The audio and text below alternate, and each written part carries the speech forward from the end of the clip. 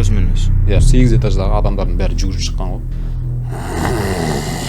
Деп күшенеді да басында. И ақырат, короче. Бүйтеді ғой, мына полик тұратын жер бар ғой. Сол жерге кіріп кеткен ғой, тығылып сиденьяның екі ортасына. Түсіндің бе? Қойшы. Иә, түскенде бүйтіп бәріне бүйтіп қарағанда, дегенде машинадан секіріп кеткен ғой. Сұққанда қолмен бірге диванда екі аударған ғой. Қарасам, дөне прайны біреу тұр. Қап-қара тиын. Бір кезде сеземін артында тұрған. Оған дейін былай жын көретінбіз. Біресе ағам бақырып жылап кірді. Кіршадан жүгіріп өткен ғой бірдеңе. Әйел анау көшедегі кранда қызып қолын кетіп тұр екен да ше, суға. Ағасы саудан 10 жыл бұрын қателеспесем жын кірген екен ішіне ағасына. Әйел бүйтіп деп андай қылқынып жатыр да ше. Әйел қолындағы ремеңді алып мойнына ілген дағын соны бүйтіп өз-өзін қылқындырып жатыр ғой, короче. Ортада әппақ біреулер отырады дейді да. Барысы жоқ дейді аналар. Ұйықтап кеткен кезде бір кезде түннің бір жағында деген дауыстар шығып жатыр дейді да. Айбай. Тұрып жерге қараған кезде жаңағы бесеуі қоршап тұрған ғой нені. Посты ма? Посты қоршап тұрған ғой. Бана. Саған бұл жерге келме деп айтпады ма дейді ғой. Сонымен барып досына айтады, мен істемеймін, постқа тұрмаймын жетіге деп жалынып дейді да.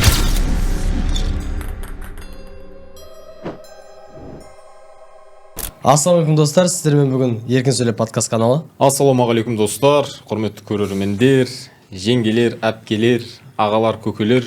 Өздеріңіз күткендей 6-шы выпускты сұрадыңыздар. Шығарып бердік. Приятного просмотра. Бүгін бізде қонақта Жас деген бауырымыз. Бізде бірінші шығарылымда келіп өзінің оқиғасын айтып кеткен, көрермендердің және сұрау бойынша, комментария жазған бойынша шақырып жатырмыз. Қош келдің, брат. Өзіңді кішкене таныстырып кет тағы да. Енді былай бірінші выпусктан кейін көрдім, оқыдым, бір халық іздеп жатыр екен. Сол жігіттер шақырғандарыңа үлкен рахмет, мені сыйлап. Ал біздің екінші қонағымыз ол бізде Дәурен деген жігіт. Дәурен, өзіңді кішігірім таныстырып кетші тоже. Ассалаумағалейкум достар, менің аты жөнім Серікбай Дәурен болады. Алматы энергетика және байланыс университетінің студенті боламын.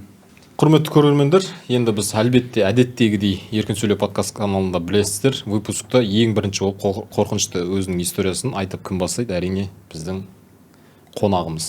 Сондықтан Дәурен бауырымыз бастасын. Баста. 11 класс оқып жүрген кезде ғой. Үйге қайттым. Дала қараңғы да. Апам қайтқан кезде ғой. Как раз апам қайтты. Бір жыл нені тойындап отқан сол кезде бір ай қалған кезде ғой. Өзі үйде ешкім болған жоқ. Маңқылар барлығы қайтып кеткен ғой, Алматыға жұмысқа кеткен. Тамақ пісіріп, как положено, тамақ ішіп, сабақ оқып, жатып ұйықтап едім. Бір кезде ұйыққа кіріп кеткенмін кәдімгідей. Наушник киіп алғанмын ғой, ұйықтап қалдым бір кезде. Естимін, Дәурен, балам, тұр, құлыным дейді. Көзімді ашсам, қимылдамаймын да, өшім. Түсінбедім, не болып тұр деп ше, оған не бастырылмаған ғой мен. Негізі есік жауып қойған ғой, комнатаны есіп жауып қойған ғой. Өшім, мына жақта есік тұрады, мына жақта төсек тұрады. Бүйтіп ақырындап көзімді қарасам, дөне прайны біреу тұр, қап-қара тиын. Жаттым, бұл не екен деп ше, неден деп. Негізі оған дейін мен өзім бүйтіп неде жүргенмін, апам қайтыс болғаннан кейін бүйтіп думкада депрессия болады ғой, жаңағы қайтқаннан кейін ауыр болады ғой. Неден екен деп ойлап жаттым бір кезде ақырындап үстіме кетті, басады ғой. Түсінемін ғой, бірдеңе дұрыс емес деп ше, бастырылдым ба деп. Негізі оны еститінмін ондай дүниені ше, бар сенбейтінмін өз басым. Жаңағы бүйтіп ақырындап аузыма кәлима келтіре бастадым. Білген дұғамды оқыдым бір кезде. Жаңа қайтты. Үшім тас қараңғы үйдің іші, тек қана веранданың свет қосылып тұр. Кіре берістім. Үшім залда тұрып, жаныма жаямдағы намаз оқып бастаймын. Бір кезде сеземін артында тұрған. Дейді да. Намаздасың сен? Намаздам. Бірінші рәкат аяқтап болғанмын, екі рәкат көшіп бара жатырмын, екінші рәкатта. Бүйтіп тұрған кезде демалып, атам ба екен деймін да, артынан өтіп кеткен шығар деп. Сәждеге басым қойған кезде бүйтіп қараймын ғой, бүйтіп қараған кезде артында біреу мен бірге намаз оқып отыр ғой. Көріп тұрсың? Көріп тұрмын ол. Мен бірге намаз оқып тұр ғой. Ол несін, келбетін көрдің ба өзі? Келбетін жоқ мынандай. Қалай айтсам ол тень мынандай қап-қара бір. Силуэт болып тұр. Силуэт болып тұр. Бірақ жығылып намаз оқып тұр мен бірге. Сол өзі негізі намаз оқып тұрған кезде бір қорқыныш келді, соны ойладым, жаңағы Құранда айтылған ғой. Алла тағала адам мен жынды қатар жаратқан деп. Қорықсаң тек бір Алладан қорық деп ше. Соны жаңа есіме түсті. асықпай намазымды бітірдім. Бітіретін кезде 4-ші рәкат сәлем саласың ғой. Оң жаққа қараймын, сол жаққа қараймын. Оң жаққа қараған кезде жаңағы мен бір бүйтіп сәлем салып тұр ғой. Сен жаныңда отыр ма сол сонда? Иә, жанымда отыр ғой, намаз оқып. Соны жаңағы бүйтіп ақырын жаңағы жинадым дағы свет қосып едім. Жоқ. Сен даже жай намаз жинап тұрып атқанда ол отырды ма даже сол жерде? Иә. Әлі отырды. Әлі отырды. Былай үрей болған жоқ па сенде? Ана Бай енді ішкі жағында қорқыныш болды. аға. Бірақ көрсетпедің. көрсетпедім оны ше. Себебі жыннан қорықпа дейді ғой. Иә. Жын да сен сияқты жаратылыс қой. Сол қорқыныш көрсетпедім да ақырын жай намаз жинап свет өшірдім. Негізі ол үйде бала кезде былай болатын. Оған дейін былай жын көретінбіз. Жын деп бірақ білмейтінбіз ғой біз оны. Баламыз. Ойнап қайттық енді. Үлкен ағаларымыз, нағашы ағаларымыз.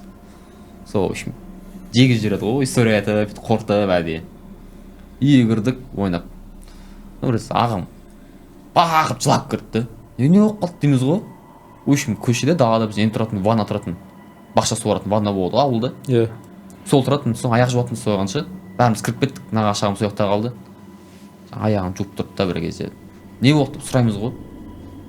Өшім кіршадан жүгіріп өткен ғой бірдеңе. Аяқ жоқ бірдеңе. Аяғы жоқ. Иә. Андай крышадан крышаға ма? Жоқ, кіршадан ары қарай. Көрші үйге қарай. Содан кейін сондай нәрселер бар негізі ол үйде. Тылсым дүние бар ғой. Иә. Бірақ ол привычный болып кетті енді ол. Еттерің үйреніп кетті. Үйреніп кетті. Не көресіңдер сонда былай? Үйреніп кетті деп отырғанда жаңағыдай часто болып тұратын, самый болды. Сол силуэт көретініміз ғой. Аха. Жаңағы тас қараңғы болатын үйдің іші келген кезде. Ну. Дверной проемда бір тұрады. Онда көретініміз анда-мында. Бай қазірде болып жатыр ондай нәрсе. Қазір де бар ондай. Қазірде бар. Ол қандай уақытта басталады? Түнде ғана бастала ма или күндіз де бола бере ме? Сол кешкісін уақытта кеш батқаннан кейін сол күн түскеннен кейін. Андай бір история бар менде. Өзім оны көрмегенмін, но класстасым көрген да оны. Класстасым кәдімгідей жақын араласқанбыз. Ол 20-шы жылдары қателеспесем үйленді. Әйел екеуі кәдімгідей намаз оқып жүрген.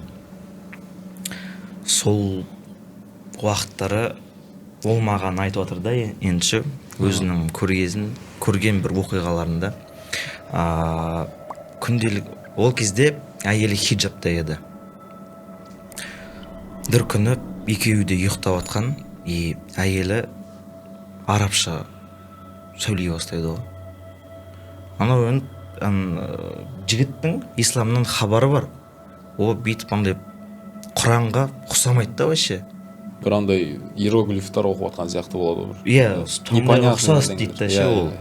Арабша оқып жатыр, сөйтіп оқиды тағын, енді ана жігіт қорыққаннан ютубтан ашып андай видеолар қосады ғой, там Құранды ше, Құранды қосып қойды, но ананы боятпайды өзі әйелін.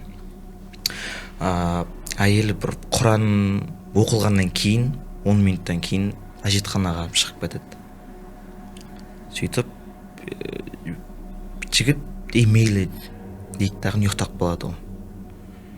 Ертесіне қайтадан қайталанады екен, әйелі арабша сөйлеп жатыр, қайта-қайтада ше. Ұйықтап жатқан кезінде ма? Ұйықтап жатқанда, иә. Одан сұраса білмеймін деп айтады. Білмейді ол вообще әйелі, хабар жоқ. Но ондай әйелі там хиджабта намаз оқиды да, но енді ұйықтап жатқан кезде арабшаны сөйлеп жатыр да, кәдімгідей. Екінші күні қайталанады, тура осындай сценарий қайталанады тағын, үшінші күнінде қайталанады, короче. Үшінші күні қайталанғаннан кейін уже болмайды дейді тағын. Обычно әйелі андай үйдегі әжетханаға кіретін еді да, бірақ сол үшінші күні көшедегі әжетханаға кетіп қалады. Енді жігіт уайымдайды ғой оны да, әйелі ғой. Артынан жүреді тағын, әуеліне шықса егер, шықса, әйелі анау көшедегі кранды ағызып қолын етіп тұр екен да ше, суға ше. Жумайды. Жумайды, әшейін бүйтіп ұстап тұр, все. Ұстап тұр. Яны жігіт уже қорыққан ғой. Мынау не болып жатыр өзі дегенде арып әйелін ұстап уже там білетін сүрелерін оқыған ғой, там аятул курси, фатиха нелерін ықыластарынша оқыған. бір кезде уже әйел уже кішкене андай жын ұра бастайды ғой, там искажение ше дегендей. сілкініп па жаңағы? Иә, андай бір ұнамайды. жын ойнап кетіп жатыр ғой. Иә, ұнамай жатыр да ше. И сол күйеуі үйіндегі ағасын шақыртып алып, екеуі там бірге уже оқи бастайды ғой. Аятул курси, рухияларды ше оқи бастайды. Енді екеуі деп намазхан негізінде оқиды тағын. Сол сәттен хайдаланып әйелі ағасына бүйтіп тұрып қарағанда, сен мені танымадың ба не деген ғой. прям сондай дауыспен айтқан ғой. Енді маған айтуынша осындай мен айтқан. Келтіріп жатырсың ғой. Иә, келтіріп отырмын менше. И оказывается, ағасы саудан 10 жыл бұрын қателеспесем жын кірген екен ішіне, ағасына. Енді сонымен сөйлесіп жатыр ғой анау. иә, Ё-моё, капец. бір-бірімен анау. иә. Болды, түсіндім. Ағасына уже айтып жатыр ғой ше, түсіндім. үй тұрып ағасы уже қорыққаннан үйіне кіріп кеткен дағым, там намазын оқыған ғой. Ананы мен ұмытайын деп ше. Сөйтіп ана күйеуі әйелін үйге мен комнатасына апарған, аяқ қолын ременьмен уже айлап тастаған ғой. Енді анау мынау ұйықтап жатқанда шығып кетпесін, бір нәрсеге ұрынып қалмасын деп ше. Сөйтіп күндердің бір күнде, бір 2-3 күндей өткен одан кейін ше. Жоқ, қателестім осы жерден. Сол күні 3-ші күні ана ременьмен айлап тастаған ғой енді қол аяқтарын ше. Енді ана күйеуі қасында әдейі былай ұйықтамай отырған ғой енді ше. Там қарап бірдеңе отырайын. болып қалмасын Иә. деген нәрсе бар. Сөйтіп бір кезден көзі ілініп кеткен дағыны звуктар шығады да, қасынан әйелінен да ше. Әйел бүйтіп деп анда қылқынып жатыр да ше. Сөйтіп көзін ашып қалса, анау әйел қолындағы ременьді алып мойнына ілген дағын соны бүйтіп өз-өзін қылқындырып жатыр ғой, короче. Қылқындырып жатыр да, и жігіт уже қорқып жатыр да ше. Не істерін білмейді. И ана бүйтіп қолын алып ремендерін бәрін жайғастырып уже жатқызады, қарап отырады да ше ол. И күйеуі сұрайды ғой әйелінен ше. Ода да уже жігітінде де андай да бір панический атакада ше, ода да сұрайды ғой атың кім деп ше.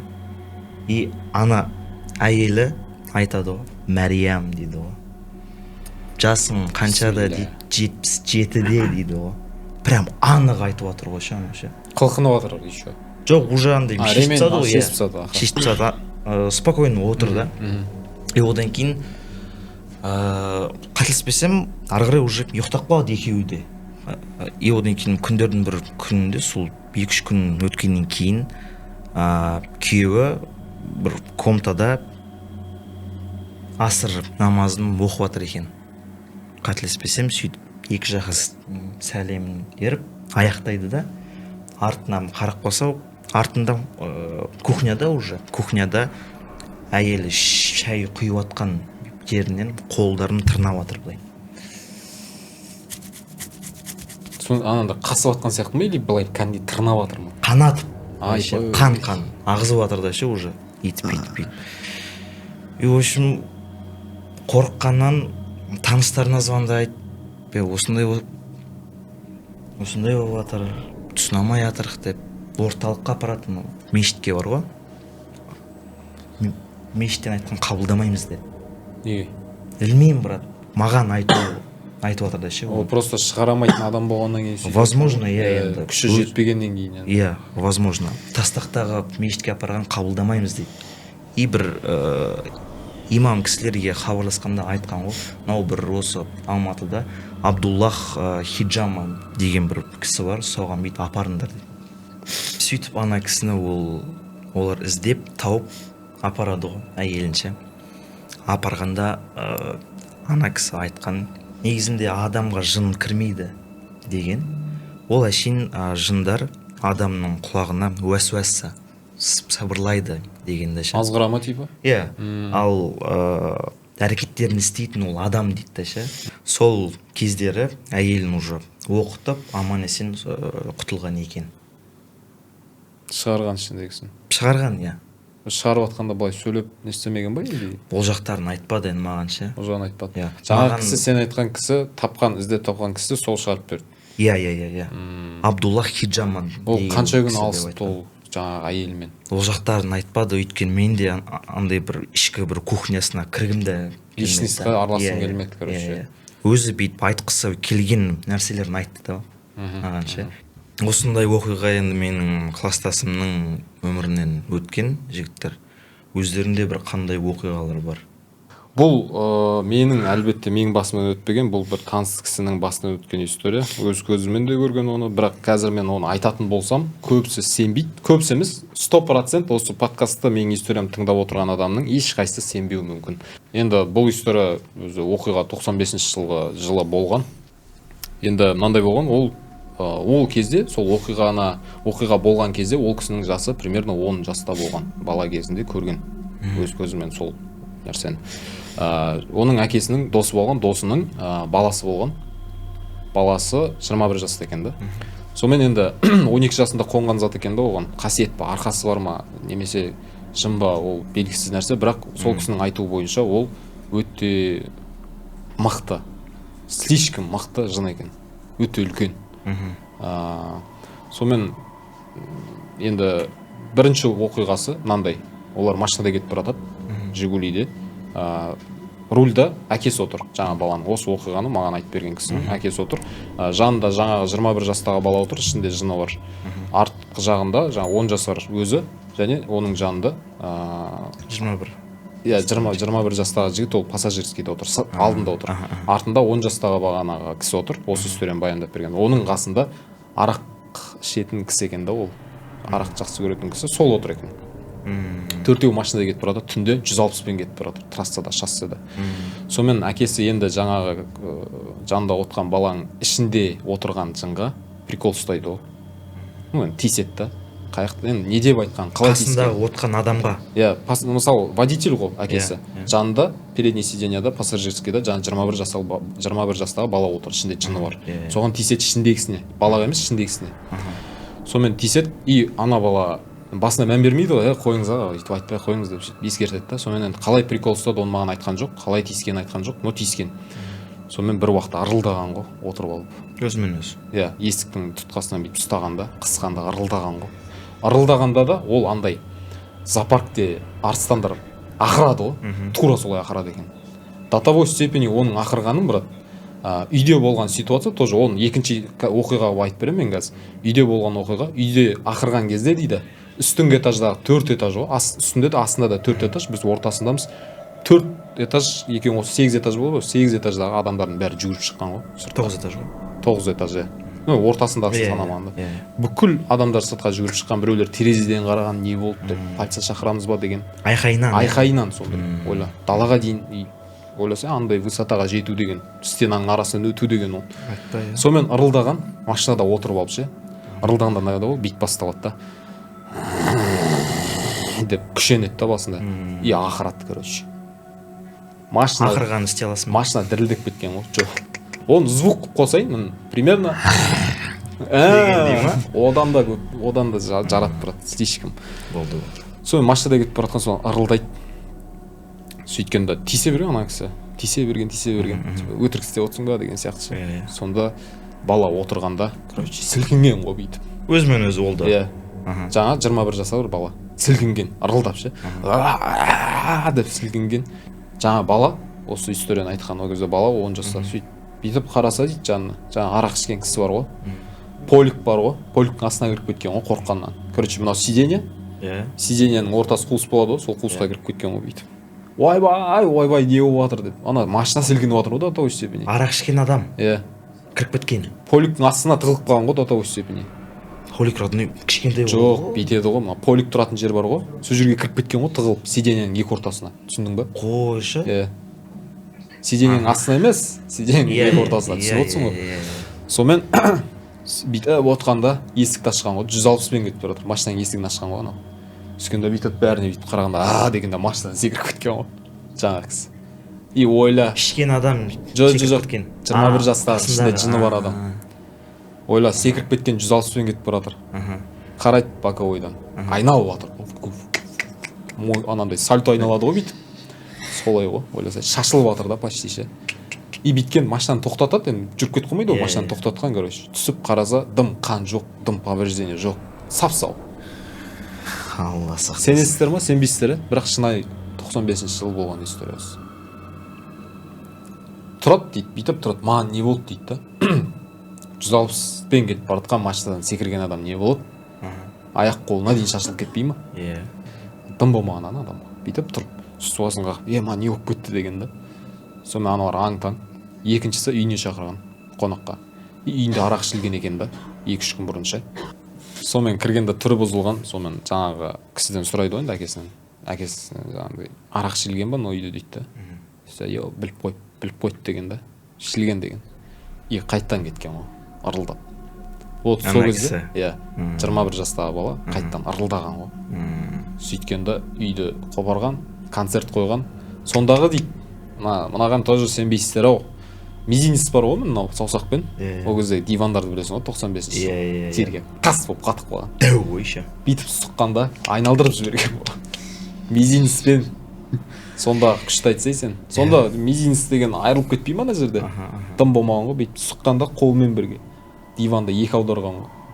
Вот содан тұрғанда ақырған, и бүкіл соседтер жүгіріп шыққан ғой. Не болып отыр үйлеріңде?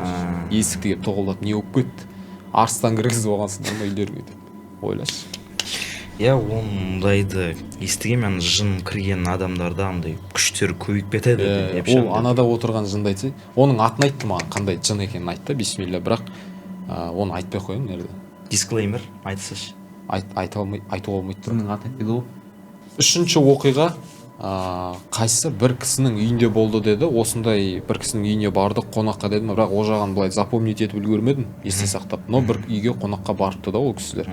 Сол кезде биткен ғой, үйге кірген тоже арақ ішілген ол үйде. Сонымен қайттан ырылдаған, қайттан секірген ғой ана жерде үйдің ішінде. Айналып тұрып концерт қойған, қопарып тастаған. Концерт қойған, сөйткенде биткен. Далаға жүгіріп шыққанда секіріп крышаға мінген ғой. Үйдің крышасынан, жаңа 21 жастағы бала. Секіріп крышаға мінген, ар жаққа бүйтіп барғанда разгон алып, ол жерде үйдің алдында стяжка құйылған жер бар екен да. Разгон алып жүгіріп келгенде баспен стяжкаға қадалған ғой, крышадан жерге қарай. Кәдімгідей суға қалай сүңгиді, көмп етіп қадалған ғой бар. Жабысып жер үйдің крышасынан жерде тұрған стяжка құйылған бетонға барып баспен қадалған. Одан тұрған биткен ешнәрсе болмаған. Дым болмаған. Дым жарақат жоқ, бас жарылмаған, дым болмаған, короче. Орнынан тұрғанда өкшеге тұрған ғой, былай табан емес, өкшеге. Сөйткенде қисайған арт жаққа қарай. И менің айтуы бойынша, сол кісінің айтуы бойынша 30-40-пен арт жаққа қарай жүгірген ғой, өкшесімен. Артқа қарай. Как будто ана адамды бүйтіп тамағынан ұстайсың да арт бүйтіп итересің ғой, стенаға қарай тақып, сонда бүйтіп кетеді ғой адам. Тура солай жүгірген ғой. 40-пен, 30-пен велосипедтің скорости жетпейді оған ағанша мысалға. Сонымен жүгіргенде бірдеңеге шалынған ба, короче, мостикпен айналған ғой.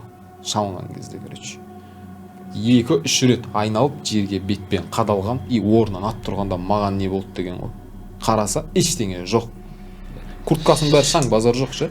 Киімдерінің бәрі топырақ быт-шыт болып отыр. Жыртылған. Шешіп қараса, бір повреждение жоқ. Терминатор сияқты. Ойлашы. Терминатордың өзі де теріс айырылып кетеді, оны екінші бірдеңе ататын болсын. Ана кісінің терісен білмеймін, титан ба, сондай бол. Енді ол теріске емес, іштегі нәрсеге байланысты ғой, сақтап қалуы деген сияқты. Содан солай қиналған. Сол осылай айтып берді, бірақ кейін ол кісі жандай дін жолына түсіпті. Уақыт өте келе оқытылмаған. Дін жолына түскен, намаз оқыған, өз-өзін оқыған ол. Өз-өзін. Намаз оқыған, сүрелер жаттаған, Құран оқыған, қазір мешітте имам кісі дейді. қай мешітте? Қай мешіт деген айтпады. Айтпады ма? Айтпады. Айтпады қай мешітте имам екен, бірақ имам дейді. Мешітте имам болып жұмысын атқарып жатыр. Жаңағыдай қазір ондай не жоқ. Арақ ішілген жерге де барса да өйтіп не істемейді, ырылдап концерт қоймайды. Бірақ бұрында ол нәрсе страшно, оны 12 жасынан бастап болды. Енді 12 жаста бәрі ойлайды жаңағыдай тәлпіштік, еркелік, 21 жаста ол уже оншық емес қой. Қарап отырсаң 21 жас деген. Жаңағы маған бір кісі баяндап берді осы историяны. Сол кісінің жаңа басынан да өткен, сол оқиғадағы 21 жасар баланың да басынан өткен осы оқиға.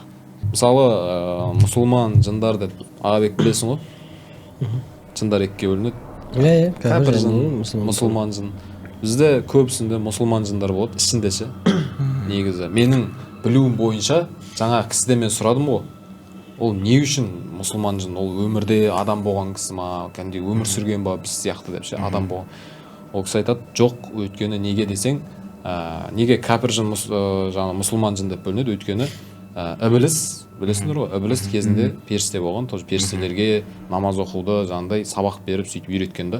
Сол кезде олар уже бөлініп кеткен, кәпір жын и мұсылман жын. Мұсылман жындар сәжде қылып сөйткен да. Жын дегеннің өзі жын деген сөздің өзі бұрында олар пока шайтанға айналмай тұра, жын деген сөз ол ұстаз деген сөзді білдіреді екен да. Сол кезде кейін уже Ібіліс жаңағыдай білді ғой, что адам топырақтан жаратылды, біз оған құлшылық етуіміз керек деген білдіргенде тәкаппарланып жаңағыдай жоқ, мен не үшін ол адамға құлшылық етуім керек. Содан кетті. Содан жын деп аталып кетті. Кәпір жындар, мұсылман жындар содан пайда болды да. А еще ананың күйеуі сұраған екен да, мұсылмансың ба деп. Жоқ, мен мұсылман емеспін деп айтты. Сол ғой. Ол история менде болмады, өзім басында болмады. Бір ағада болды. Аға кісіде болды. Примерно шамалас 49 жаста, 48 жаста аға ғой. И оның историясы армияда служить еткен ғой. Ол кезде армия 2 жыл болған. И ол мен түсінуім бойынша бұл кісі шекарада служить еткен. Шекарада андай аралар қашып посттар тұрады ғой. Иә. Аралары километр екен ғой олардың. Сондай екен. Сол жақта бір палчан дейді ғой. Дос болып алған бір палчанмен. Сөйтіп палчаның фамилиясын атаған Пәленшеев деп. Сонымен екеуі бір жылдай служить еткен, посттарға шығып жүрген нарядтарға. И мына 7-ші пост деген бар екен да. Именно 7-ші пост деген бар екен. Сол жерде айтқан ғой енді бір жыл ана деттер айтып кеткен ғой 7-ші посттан абайлаңдар кішкене деп осылай деп айтқан. Сонымен оған мән бермеген жаңағы екеуі. Сонымен жаңағы ағаның досы ғой, палчаның. Сөйтіп 7-ші нарядқа барып тұрады дейді. Неге барып тұрады? Постқа барып тұрады ғой. Нарядқа. Наряд дей ма, не дейді? Күзетіп тұрады, короче. Шекарадан адам өтпеу керек, соны күзетіп тұрады ғой. Қарауыл. Иә, қарауыл. Прям кең айдалада өзі жалғыз тұрады. Қыстада да, суықта да, жаңбырдың астында да. И сонымен 7-ші постқа келген ғой. Сонымен ұйқысы келе береді дейді ғой. Сонымен ұйқысы келіп, ұйқысырап түнгі сағат 2:30 уақыт примерно қолында рациясымен мылтығы ғана бар дейді, автомат. Посттан шыққанда бүйтіп қарап тұрған кезде бір круг жасап, бір ортада аппақ біреулер отырады дейді. Круг жасап? Круг жасап. Круг жасап, біреулер аппақ бір отырады дейді. Көз жетпейді ма, что-то ұйқысырап жатыр ма деп көзін қайталайды, уқалайды. Не болып жатыр деп. Сонымен түседі да барады. Барса анау алыстай береді. Отырған адамдар ше. Жүрмейді, просто отырған алыстай береді. Мынау қуып барса жоқ дейді аналар. Жоқ болып кеткен дейді. Көзден ғайып. Көзден ғайып болып кеткен дейді. Айтуы бойынша. Постын тастап кетпеу керек қой негізінде. Тастап кетіп қалды анау ше. Тұрды енді қатты алыстамаған ғой енді. Қайта артына барып постқа барса, уже постта біреулер жүрген секілді болған дейді ғой, үстінде ше. И үстіне шығып бастайғаннан кейін и короче ұйқысы сұрайды, ешкім жоқ. Ұйқысы сұрап сол жерде ұйықтап кетеді. Ұйықтап кеткен кезде бір кезде түннің бір жағында деген дауыстар шығып жатыр дейді да. Айбай. Иә. Шығып жатыр дейді. Шығып жатыр дейді. Сонымен тұрады да. Ема есін жияды. Рация бар ғой. Бызырлап отыр ғой адам. Рация бызырлап отыр. Істемей қалған ғой рация, короче. Сонымен короче байланыс жоқ басқалармен. Есін жиып тұрған кезде посттың үстінде тұр ғой, тұрып жерге қараған кезде жаңағы бесеуі қоршап тұрған ғой негізі. Постты ма? Посты қоршап тұрған ғой. Мана аппақ бойлары біздікі сияқты ма, кішкентай? Адам бейнесінде дейді ғой, короче. Бірақ анау адамдар ма түсінбедім дейді да, короче. Бірақ аппақ бірдеңелер қоршап тұрған дейді. Аха. Ол жерде еркегі де бар, әйелі де бар, прикинь. Еще балада жүр ғой ана жерде. Айдалада бүйтіп қоршап алған. Короче, бір семья дейді, былайша айтқанша ше. И сонымен тұрады да. Мыналар қуады ғой деп автоматын алып не істейін деп жатса, автомат жоқ қой. Ема деген автоматы жоқ қой. Аналар уже тұрады да. Бір қыз бар ғой сол жерде, қыз жоғары шығып бара жатады баспалдақпен. Анау кет қумай дейді да, кетіңдер деп рацияға осындай деп айтса, бір жыртылып істемейді дейді. Сөйтіп төмен қарап тұрған кезде, артқа шегінген кезде, артта бір ұйықтап жатыр дейді ғой, короче. Анда демалғаны кәдімгі шығып жатыр екен. Сонымен тұрып, бүйтіп қатып қалғанда, пышақ бар ғой оларда. Пышағын шығарып тұрып, бүйтіп қараса ешкім жоқ, алдына қараса жаңағы тұрған ана кім ше? Қыз тұр ғой, короче. Саған бұл жерге келме деп айтпады ма дейді ғой. Саған бұл жерге келмеді ме деп айтпады ма деп ескертіп атаған ғой. Сен анау тілін жұтып қалған ғой. Деп қалған кезде, короче, тырс етіп қалған ғой. Қалып қалған, короче. От страха. От страха. И сонымен бұны іздеп келеді, байланысқа шықпаған екен ше. Іздеп келіп, қараса ұйықтап қалған секілді отыр дейді да. Сонымен оны наказание береді, короче, айту бойынша алған ше. Ұрсады, неғып ұйықтайсың, пост неғып тастайсың деп ше. Жоқ, мен бірдеңе сенбейді оған ше. Мен көрдім дейді да. Дос баласына алып дейді, брат, сен сенесің ғой қанша маған деп ше. Осындай болды дейді. Қойш дейді, иә дейді. Осындай жағдай көрдім, жаңа 5 адам көрдім, жаңа қыз келіп маған ескертті дейді. Осы ескертті дейді. Сонымен 7-ші босқа шықпаймын дейді ғой. Ой, брат, не ғой, көзіңе қос көрген шығар, түсің шығар деген ғой. Сонымен жұбатады ананы. Ойланады, может, түсім шығар дейді да. Біраз уақыттан кейін қайттан түседі 7-шіге. Ол кезде уже бодрый да. Ұйқысы келмейді, мен ұйықтамаймын деп қарсыласып алған ғой. Сонымен тұрады да, қайттан ұйқысы келеді екен. Короче, андай болған ғой. Жаңағы не бар ғой? Адамдар, крупты адамдар уже бүйтіп көбейіп атқан ғой, короче, андай. Очередьқа тұрасың ғой, бүйтіп ұзыннан ше. Бүйтіп көбейіп атқан. Ананың көзіне ана қуып атыр ма бір бәле болған ғой, короче.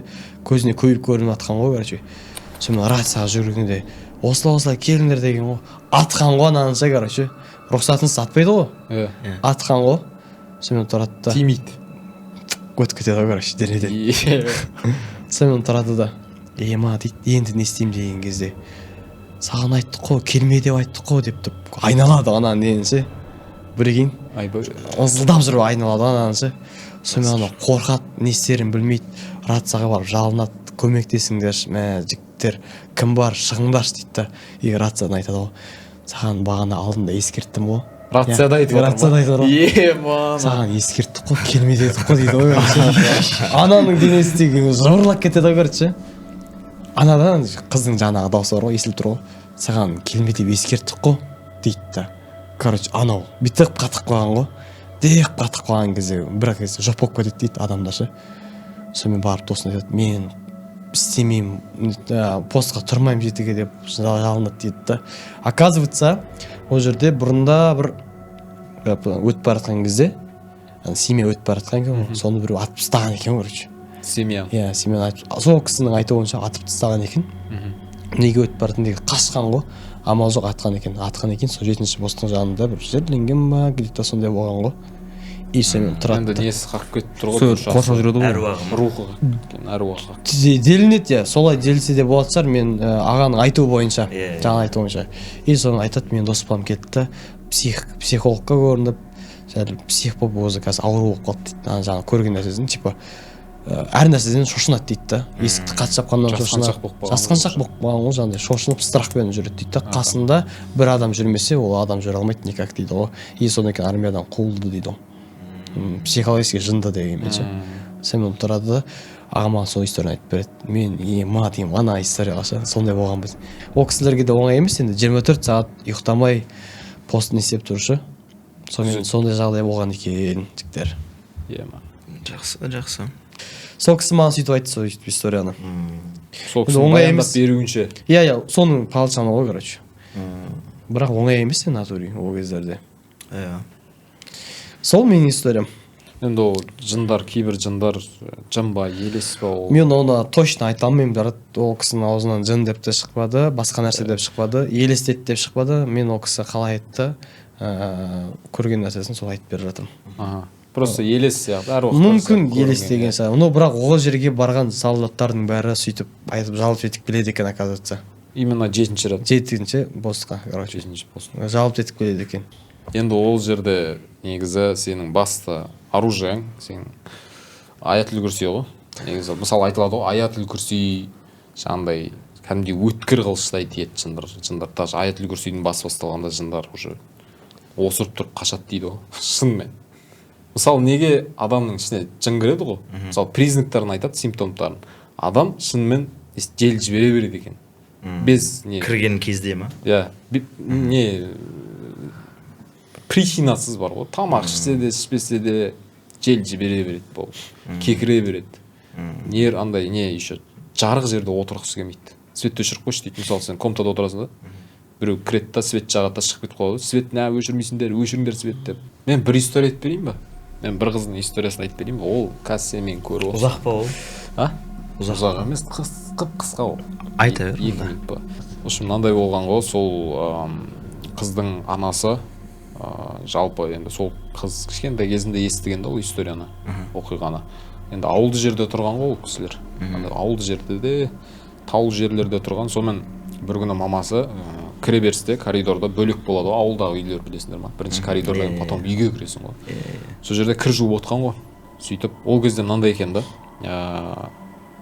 Мектептегі балдарды, кішкентай балдарды, яғни дети деген автобус болады ғой. Сондайға салып үйіне дейін апарып тастайды екен бәрін. Ол ауылды жер болғаннан кейін кейбіреу кешкісін қайтады, кейбіреу түсте қайтады, безопасно болу үшін. Сонымен ол автобус келмеген, кеш болған, күткен анасы, мына қыз келмеді ғой, жаңағындай сондай.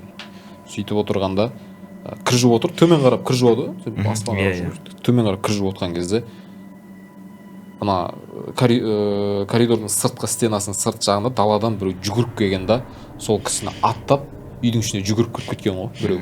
Ана кісі көріп үлгермеген, кім ол деп ше. Артына қараған, көріп үлгермеген. Сонымен ойлаған ғой, қызым келіп қалды мектептен жаңағындай, енді бір жерге асығып тұрған шығар, балдармен ойнауға шығып бара жатқан шығар деген. Сонымен комнатаның ішіне айналып жүгіріп жүр дейді да жаңа бәле. Сонымен отырған кір жуып, келдің ба, бір шай қойылып тұр, шайын қойып іш, тамақ дайын, тамағын ішіп ал, сосын барып шық, далаға шығатын болсаң деген сөйткенде. Бір кезде соны айтқаннан кейін комнатаның іші тым-тырыс болып қалған ғой. Сөйтіп тым-тырыс 5 минуттан кейін комнатаның ішінде біреу тағы да жүгіріп коридорға шығып, үстінен секіріп аттап, тура жанындағы шыққанда кіреберістің жаңағы стенамен айналып кетіп қалған, өзін көрсетпейше. Сонымен мына қызға не көрдім, сонша ары бері жүріп, қай жаққа асығып жүрсің деп шығып қараса, ешкім жоқ. Жоқ әлі ешкім. Сонда есіне түседі ғой. Автобуспен келетін еді ол дейді. Үйдің алдына автобуспен келу керек еді ол дейді. Үйге бүйтіп қарайды да, желание жоқ қана үйге кіруге олжашы. Барады да енді кірт жуу керек, жаю керек деген әңгіме ғой. Қазір кеп қалады қазір. Бисмилля деп жаңағы аятүл күрсиді оқып барып кірін жуып отқан ғой енді не болса да. Сол кезде автобус келіп тоқтаған ғой. Сөйтіп ішінен қыз түскен. Мама, мен келдім деген ана жерде. Потолок па? Біреу, когда сен бірдеңе істеп отырсың да, мысалы, представь, коридорда бірдеңе шұқылап отырсың да, есігіңді ашты да, біреу үйдің ішіне жүгіріп жүрді. Аха. Ойлашы. Менде бір осындай қысқаша оқиға бар. Ол бір ағам, бір названный ағамыздан естігенбіз. 2000 жылдары мынау Северное кольцоның төменгі жағының мизам ше? Иә. Соның бір төңірегіндегі ғой. Болған бір оқиға. Бір 3 адам, 3 бір кішкентай жастар ғой енді. Сол адреске келгендағын бір қараса, ар жағында қыз жүр екен. Аппақ та прям біреу ғана. Үшеуінің біреу ғана да көргенде. Кешкісін. Кешқұрым, иә.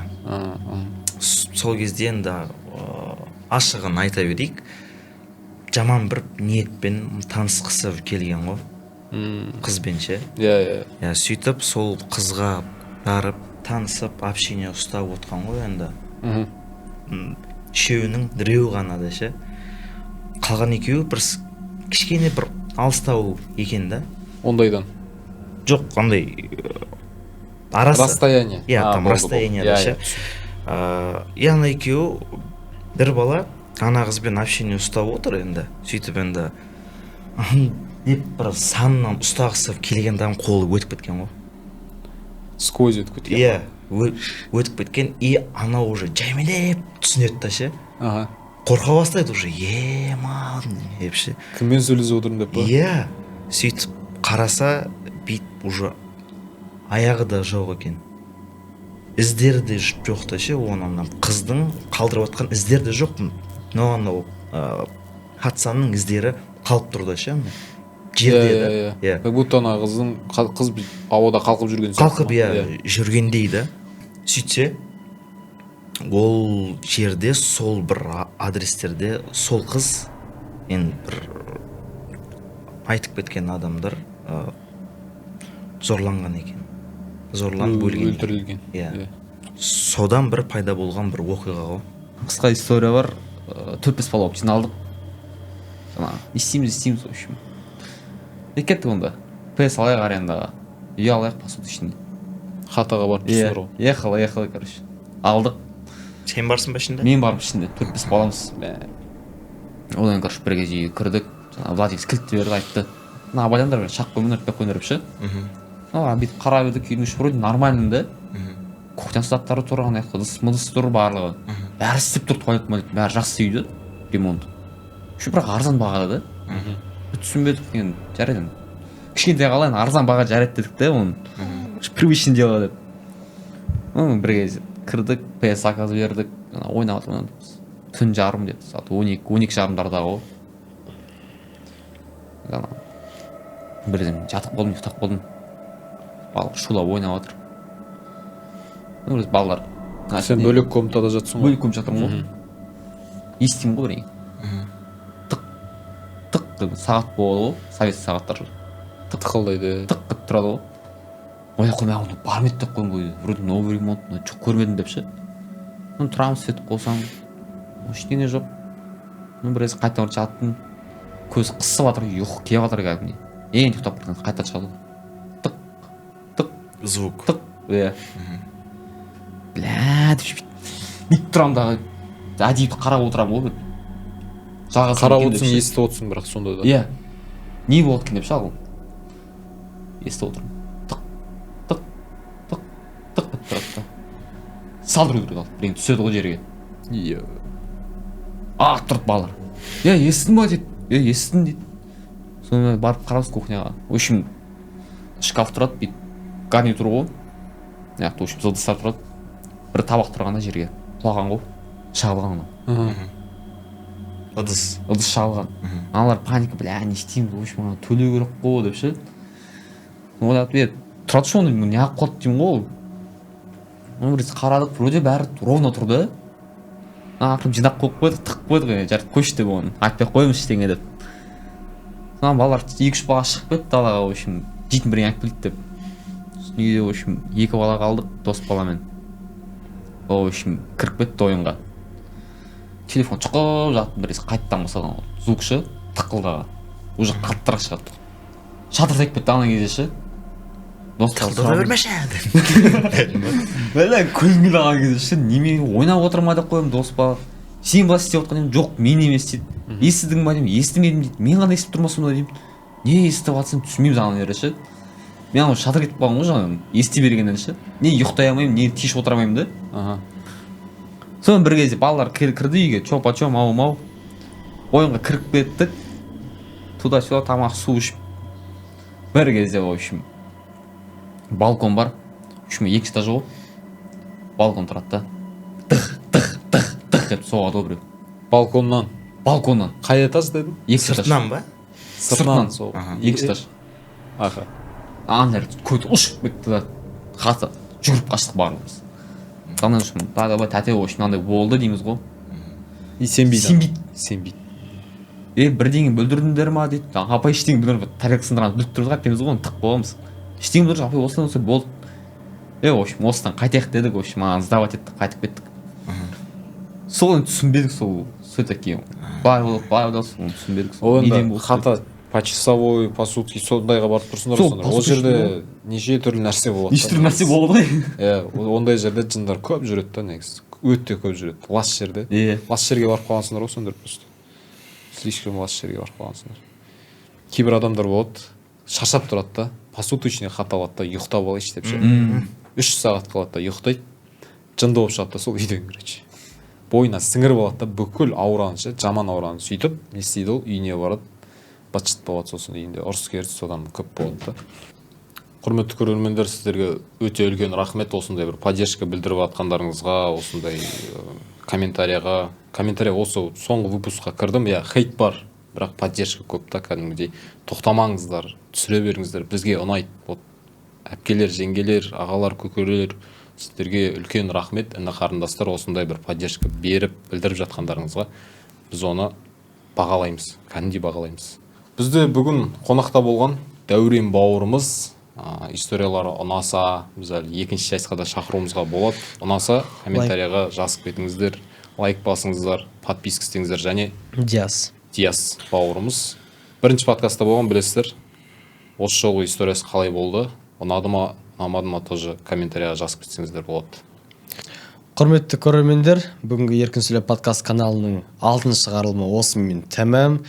Сіздерден лайк, комментария, бізден 7-8 шығарылым.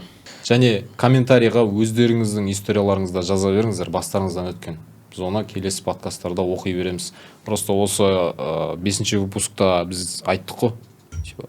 Комментарияда жаңағыдай жазылған қорқынышты историяларды оқимыз деп. Просто жазылған историялар қатты өткен жоқ, шыны керек. Өткен бір история таппадық. Сондықтан осы выпускқа енді ешқандай бір комментария жоқ бізде оқып беретіндей. Сол үшін шынайы оқиға жазсаңыздар, біз келесі подкастта обязательно оқып береміз. Қош сау болыңыздар. Кездескенше. Өзімізге шапалақ. Шапалақ, шоколад дейсің. Вы че, во мне в мужском сомневаться? Вот такие два амбалята. Аяқтайық. 15 их было, братан, Дима. Один индийский чай, Дима. Индийский чай дегенше. А второй Макси чай. Бітірейікші,